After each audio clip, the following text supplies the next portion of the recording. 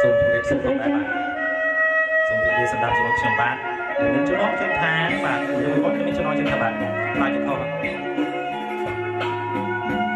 គ្រាន់តែបានឃើញភ្លៀមចិត្តរៀមគួចស្នេហាតែមិនដឹងពីនៅហាមេតាដែលថ្មីរៀមចង់ដឹងណាស្រីតើពីស្អីប្រណីឬទេអើយឆ្លើយមកភាស្នេហ៍បណ្ដូលចិត្ត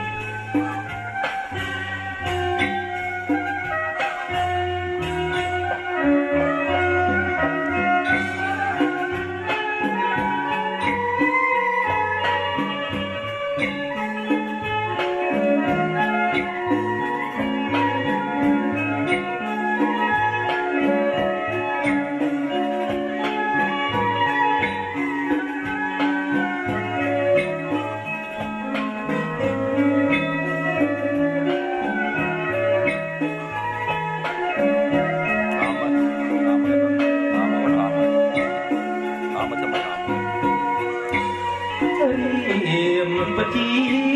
ស្មោះជឿចង់ណា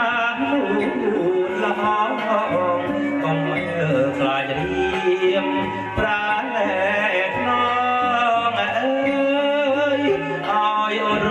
ងទុកខាពិតជាអត់សាវ